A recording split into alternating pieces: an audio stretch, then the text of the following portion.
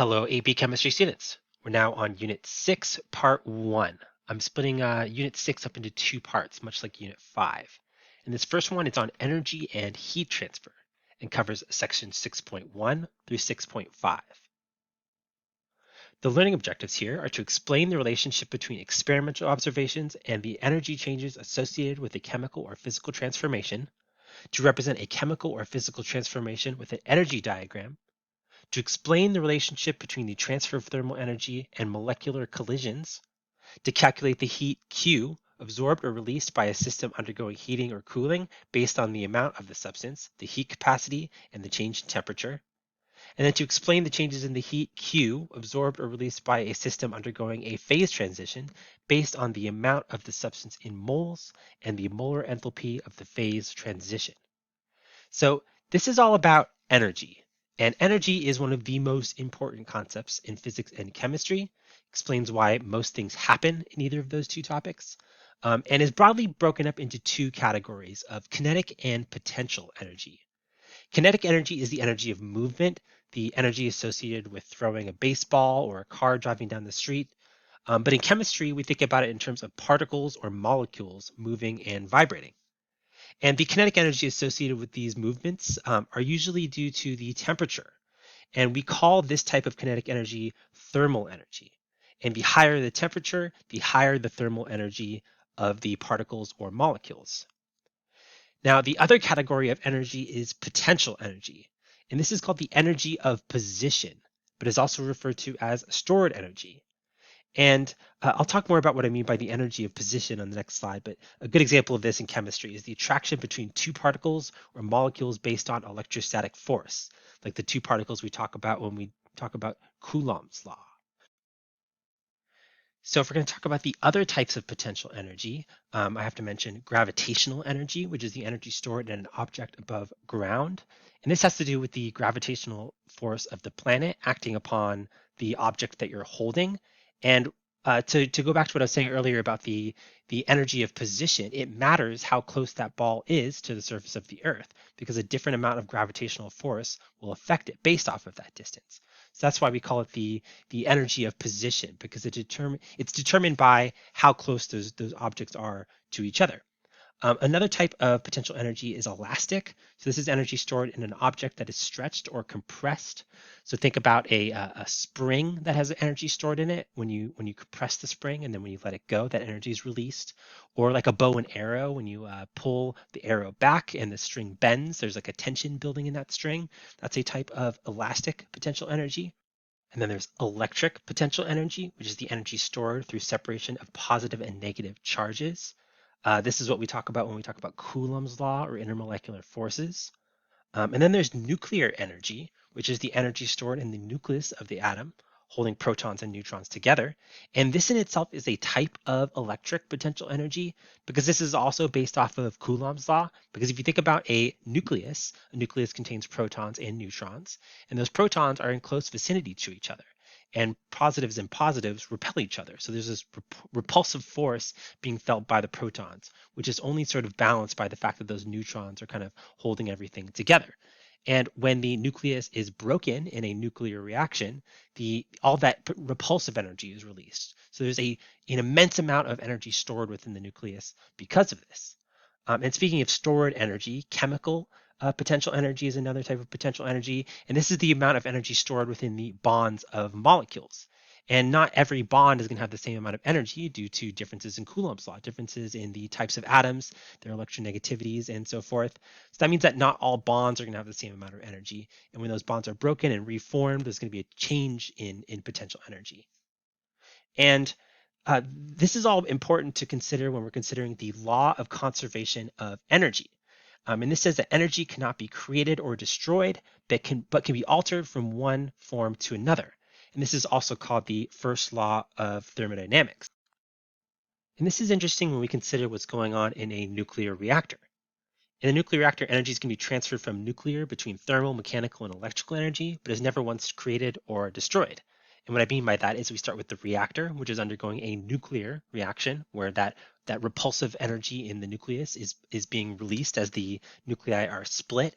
which then gets turned into thermal energy as that heats its surroundings, causing particles to move, which then also heats a container of water. And the water becomes steam, which is kind of like a version of electrical energy because we're separating water molecules based off of their hydrogen bonds and their Coulombic attractions. And then those steam particles move very fast through a steam line, so we have kinetic energy again. And then that hot steam then moves a turbine blade, which is mechanical energy, one form of kinetic energy turning into another. And then that starts to create an electric current in a generator, which gives us electrical energy. And it's technically true that a little bit of energy is going to be lost in this process. The energy we get at the end is not going to be the exact same amount that we started with, but this is only because the energy is going to radiate in every direction at every step, and not all of the energy is going to be moved into the next stage of the reactor. Now, eating food also gives you energy. Where does this energy come from? Well, it's often stored in carbohydrates in bread, which contain sugars like glucose or sucrose.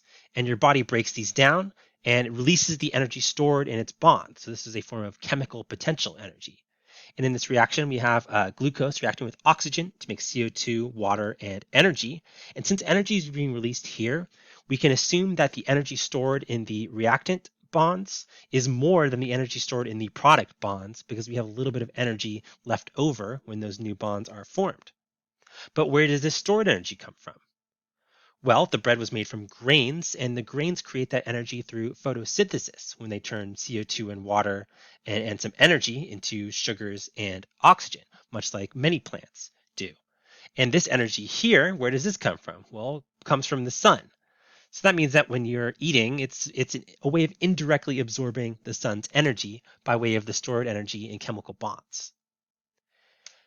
Now, you might have noticed in those last two examples that energy was treated as a product in one and as a reactant in the other. And that's because sometimes there's a net release of energy and sometimes there's a net gain of energy.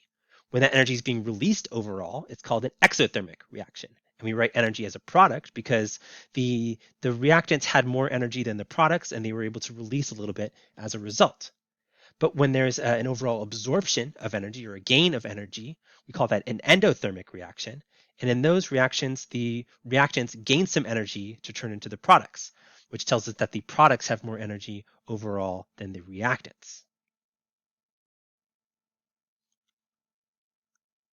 In terms of reactions, exo and endothermic reactions can be shown by way of reaction progress diagrams. We talked about this a little bit in Unit 5 before, where we have these graphs where there's reaction progress or time. And then on the y-axis, we have the amount of energy. And in this case, this is going to be the stored chemical potential energy. And in this example, we have some reactants. They're going to overcome their activation energy, make their activated complex, and then the new bonds are going to form, and it's going to relax back down to make the products. And in this case, the products have less energy than the reactants, and the overall amount of energy difference between the reactants and products, which is marked by this red line here, is negative because the products had less energy than the reactants. So this would be an exothermic reaction. Now, for an endothermic reaction, we're going to see the opposite. There's still going to be an activation energy that needs to be overcome, but the products are going to end at a higher energy than the reactant, and we're going to have an overall amount of energy absorbed, which is also notated by this red line here. This blue line here being sort of a sum of the activation energy and the energy being absorbed. So even though in this case we have an exothermic reaction that releases energy overall, there still is a little bit of energy that has to be absorbed to overcome the activation energy. And that's going to be the case no matter if it's exothermic or endothermic. But what we're looking at here is the overall energy change. So what the overall difference between the reactants and products is in either case.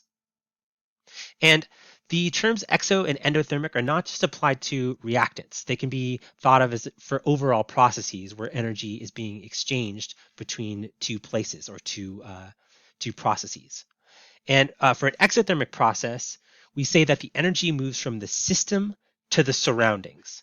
And in an endothermic process, we say that the energy moves from the surroundings to the system. And in this case, the system is whatever point of focus that we have for our experiment or our observation. And this can be something that like an object that you're trying to study the heat transfer to, or it could be more abstract, like a reaction. And in this case, we call the reaction the system, and whether that energy is being released or absorbed, that's going to or coming from the surroundings. And in all these cases, the surroundings are going to represent everything that is not the system.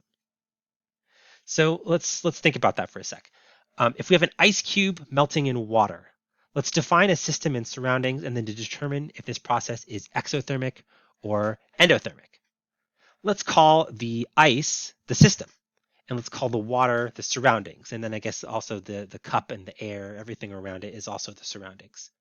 If the ice is going to melt, it needs to gain energy to do that because the particles are going to start to move more, and those the forces holding it together as a solid are going to be broken up. That means it needs to gain energy, but it needs to take that energy from somewhere because energy is not created or destroyed. And it takes it from its surroundings, which are the water and the glass and the air. So therefore, this would be an endothermic process if we're focusing on the ice as the system, because it's absorbing energy from its surroundings. And then since that energy is being absorbed from the surroundings, all of the surroundings are going to cool down because they're losing thermal energy. If we call the water this system, we'll see the opposite observation. Since the water is losing its energy to the surroundings, which in this case are the ice, it's going to get colder in response. And this process would be exothermic relative to the water. Now imagine a room temperature glass of water. If its temperature is not changing, it is considered to be at thermal equilibrium. This is a state where the molecules in the water and the air around them are moving, vibrating, and colliding with comparable energy. Energy is not being transferred from one thing to another. Everything has the same kinetic energy. Now imagine we add an ice cube. That will upset our thermal equilibrium because now one thing will have more energy than another. The ice is going to be colder and therefore have less thermal energy. And over time, the cube is going to melt because kinetic energy will be transferred from the warmer water to the cube. And the water will lose energy and the cube will gain that energy by way of these collisions. And then later on, as the ice cube is fully melted, the water is going to be cooler overall because the energy overall went down to make that process happen. And even later than that, the water will warm back up to room temperature due to collisions with the air and everything around it. And as time progresses, everything will then get to thermal equilibrium again because all of the energy is going to start to spread out and get even. But this also tells us that energy is always going to go from where it is to where it's not. It's always going to want to balance out. And there's a lot of ways to focus on energy, but let's now talk about heat transfer in a chemical context. And the three main ways that a chemical system changes in energy are one, through phase transitions, two, through heating and cooling of substances, and then three, through chemical reactions. So let's focus on the phase transitions first. So different phases of matter are going to have different amounts of energy due to the varying amounts of intermolecular forces. We've talked about this a bit already, but like solids are going to have less energy than liquids, and liquids are going to have less energy than gas, because if we think about that thermal kinetic energy, the particles are moving more as a gas than they are as a liquid, than they are as a solid. And it's just helpful to remember all of the different kinds of phase transitions there are when considering this. Solids will melt to become a liquid and then vaporize to become a gas. And if we see a gas directly turning into a solid, that's called deposition. And then the other way around, if we have a gas turning into a liquid, that's called condensation. And then a liquid turning into a solid is freezing.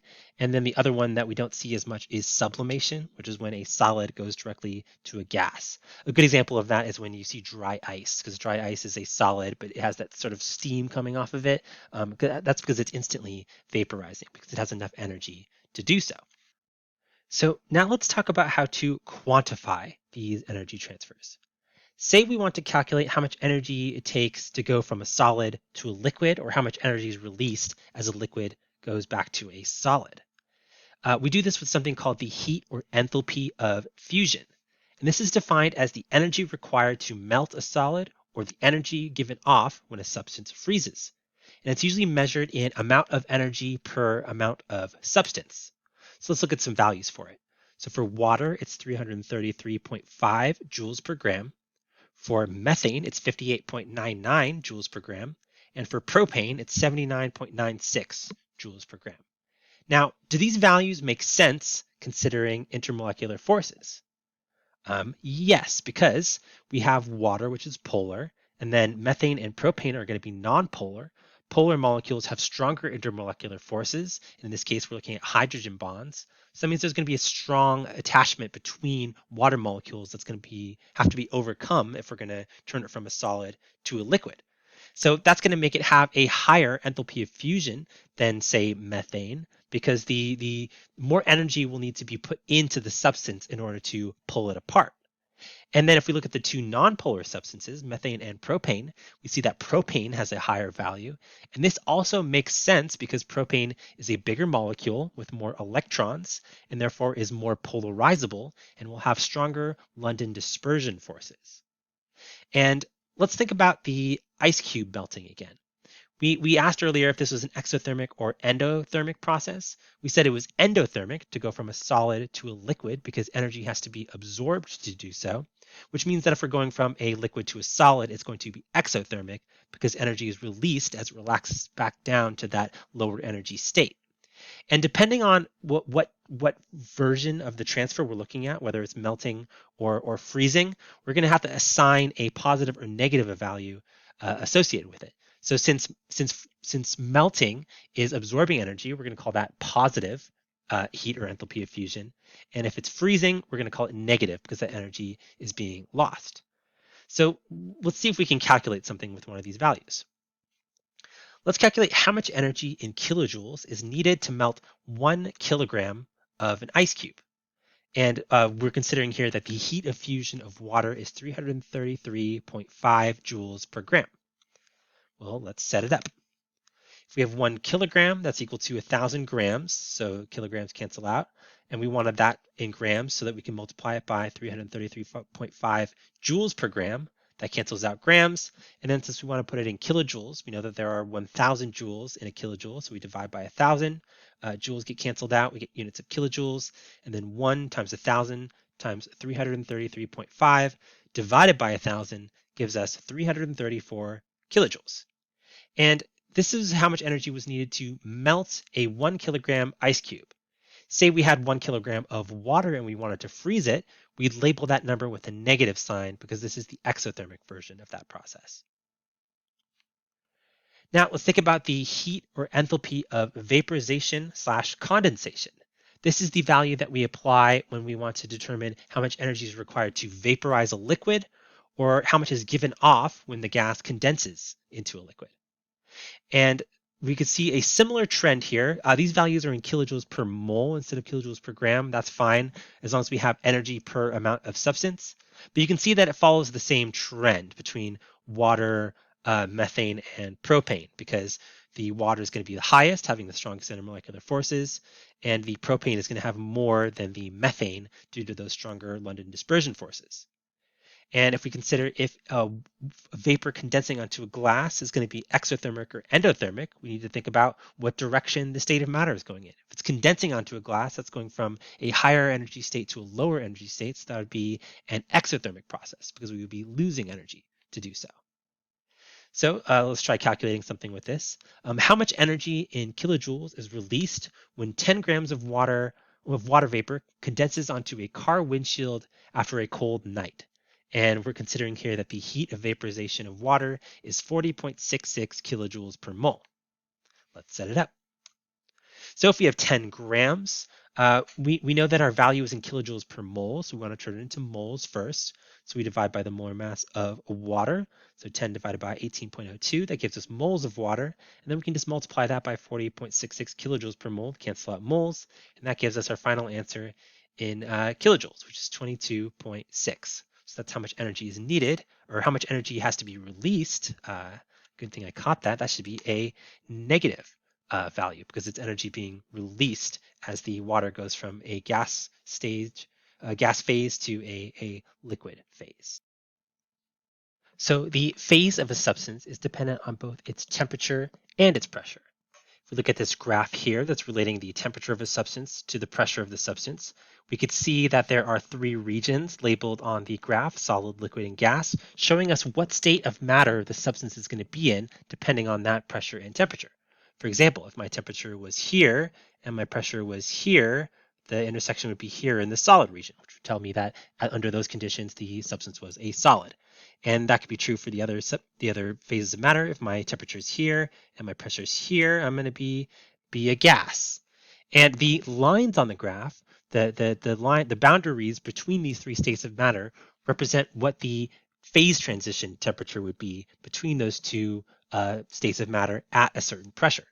So say my pressure was here, uh, and I'm at a temperature here, which means that I'm a gas. And as I cool down the substance, the gas is then going to turn into a liquid if we're keeping the pressure the same. And the point at which it's crossed over from gas to liquid was where it intersected this line. And then I could trace that back down to the x-axis and see which temperature that happened at. So this graph tells us for this one substance what the phase transition temperature is going to be at any pressure, depending on which state of matter transfer that we're looking at. And you can see here there's a point where the three places intersect, and this is called the triple point.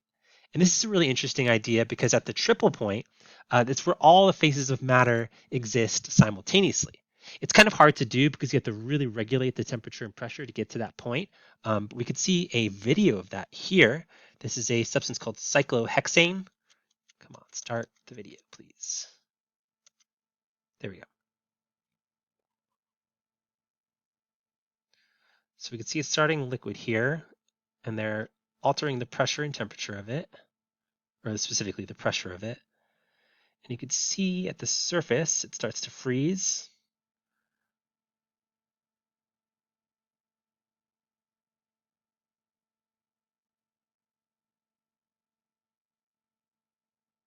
But then it starts to boil.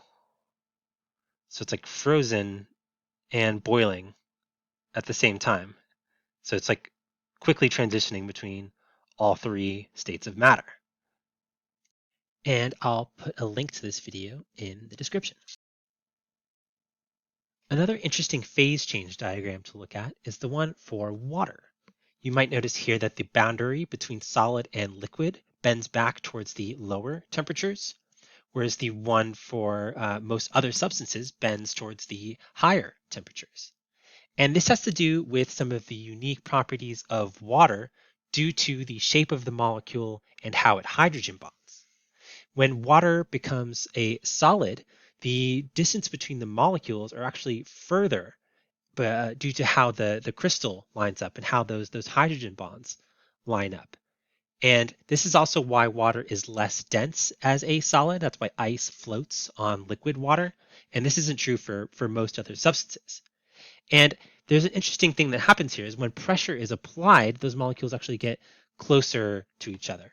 So if we think about, we have solid ice here, and we keep it at the same temperature, and we apply pressure to it, then as the pressure goes up, we'll end up in the liquid territory, which is not what happens for any other substances. That's because we're pushing these molecules closer to each other, which is more indicative of the liquid state of water.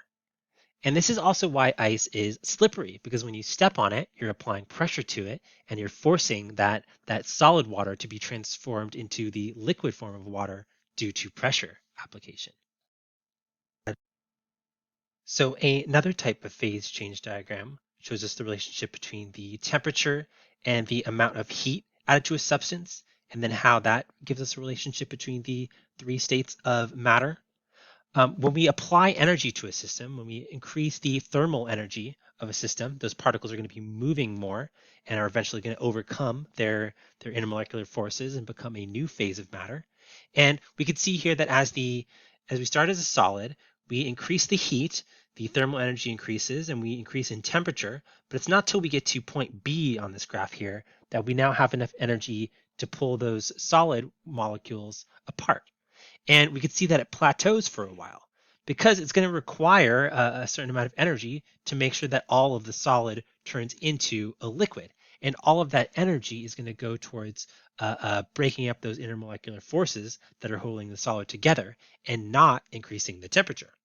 But once all of the solid has been converted to liquid here, now the temperature starts to rise again as the thermal energy of the liquid particles start to increase until we reach point D here, where it plateaus again, and now we are vaporizing, and all of the energy that we're adding to the system is going towards breaking the intermolecular forces completely to turn the liquid into a gas. And then up here, it starts to rise again once the substance has been fully turned into a gas. And the amount of energy that a substance can absorb is related to something called the specific heat capacity, or sometimes it's referred to as the heat capacity. And this is the amount of energy required to raise the temperature of 1 gram of a substance by 1 degree Kelvin. And the larger this value, the more difficult that substance is to heat. For example, here we have a kilogram of gold and a kilogram of water, and it seems like we're applying the same amount of energy to them by way of a match. And we could see that the temperature of the gold is skyrocketing, whereas the temperature of the water only goes up a little bit. That's because water has a higher specific heat capacity. It takes more energy per 1 gram of the substance to heat it 1 degree. And let's do an experiment here. Let's figure out what has a higher specific heat capacity, air or water. And I have done a little demonstration of this with a balloon. So here's a balloon with air.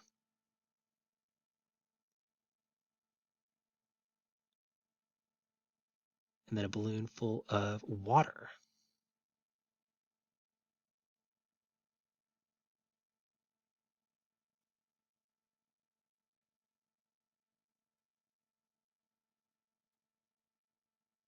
Now, what this tells us is that in the air situation, the rubber was able to melt due to the flame being applied to it because the air inside wasn't able to absorb that energy very well. The air just got hot, the rubber got hot, and it popped because the rubber melted. Now, for the water one, all of that heat that was being applied to it ended up going into the water and being stored in the water rather than going into the rubber and melting it so that the balloon popped. And that tells us that overall, water has a higher specific heat capacity. It's able to absorb more energy without change than the air was able to. So now let's talk about reactions.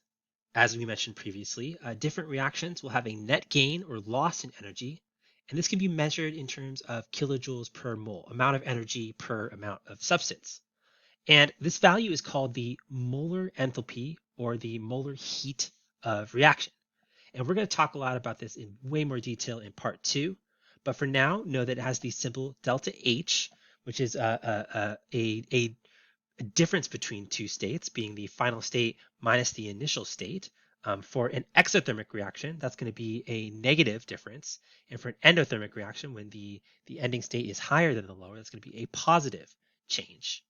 And this value can be measured in various ways, one of which is called calorimetry. Calorimetry is an analysis technique that utilizes the specific heat of water or another solvent to measure the heat released or absorbed in a process by observing how much the temperature of the water changes.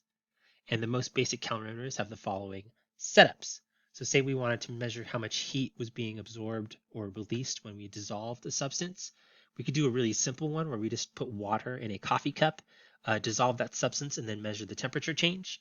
And that'll give us a clue to how much energy is being absorbed or released by the water due to that chemical process.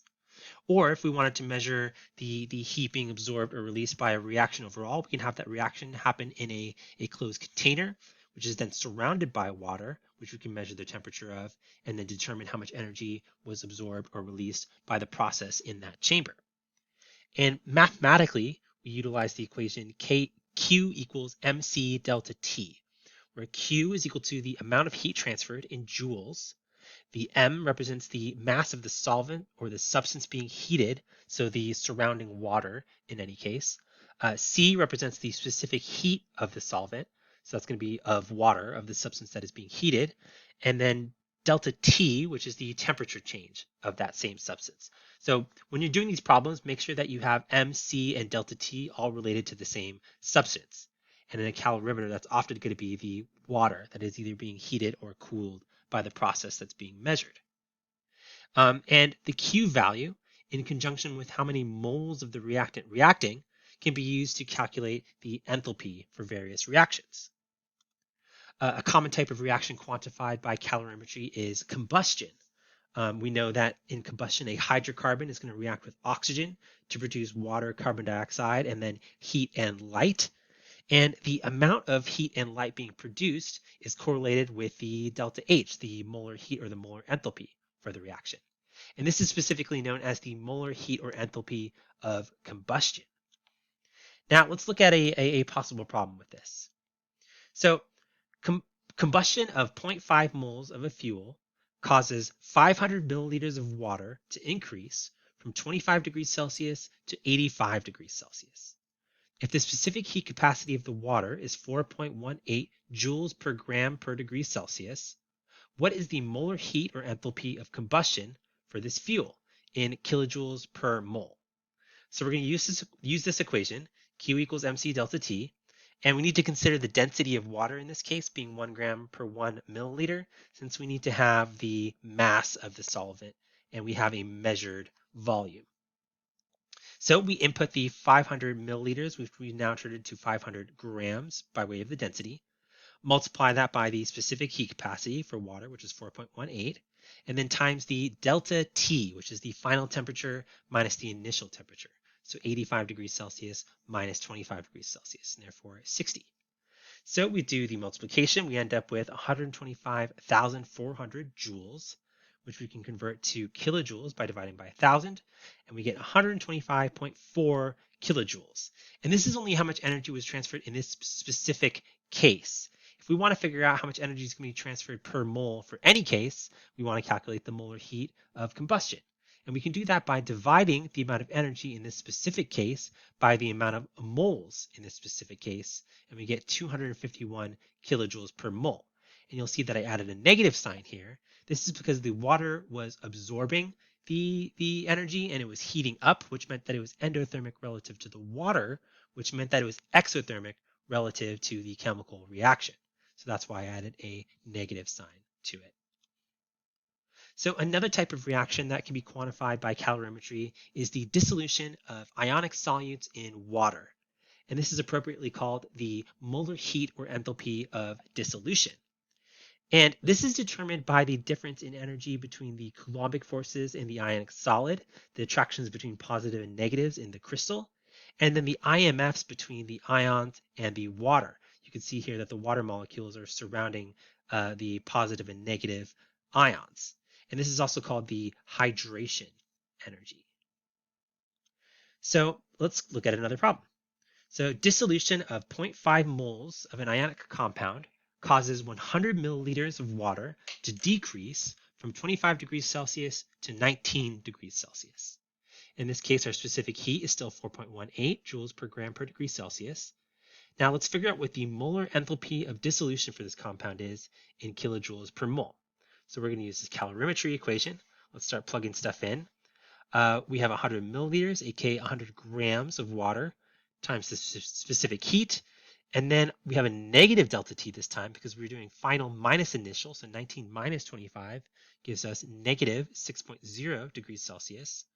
And in this case, our product ends up being negative 2,508 joules, which we can convert to kilojoules, negative 2.508 kilojoules. And then we can divide that by the number of moles reacting to get the amount of energy per amount of mole, which is going to be 5.02. And much like the last one, you can see that I changed the sign here. It started negative, but then I made it positive. This is because the water was decreasing in temperature. This is a typo here. That since the water was decreased in temperature, that means the energy was gained by the dissolving solute, and therefore the value is positive. Thanks for bearing with me to correct typos mid-video. All right, now here's just a random problem where we're going to solve things in a different order. So say the molar heat of combustion of ethanol is negative 1360 kilojoules per mole. How much would we expect the temperature of some water, 1 liter of water to be exact, to change if 0.250 moles of ethanol were combusted? So in this case, we're solving for delta T. So we're going to need to know M and C, which we have, it's 1 liter, which we can turn into 1,000 milliliters, aka 1,000 grams. And we know the specific heat capacity of water, that's 4.18 joules per gram per degree Celsius, which means we also need to know the Q, which we actually have enough information to solve for in the problem. So let's do that first. So we know that the heat of combustion is 1360 kilojoules per mole. And if we know how many moles are reacting, we can know how much energy is going to be released by the reaction. So negative 1360 times 0.250, that gives me negative 340 kilojoules of energy that are going to be released by combusting 0.250 moles. And since the constant is in joules, that means that we need to put Q in joules. So that means it's going to be negative 340,000 joules. So now we can plug this in for Q. So delta T is going to be equal to Q divided by MC. So therefore, 340,000 joules divided by 1,000 grams divided by 4.18 joules per gram per degree Celsius, which gives us a delta T of 81.3 degrees Celsius. So this tells us how much we'd expect the temperature of this 1 liter of water to increase if we were to combust 0.250 moles of ethanol. And that is all I have to say today about energy and heat transfer, and I'll see you in part 2.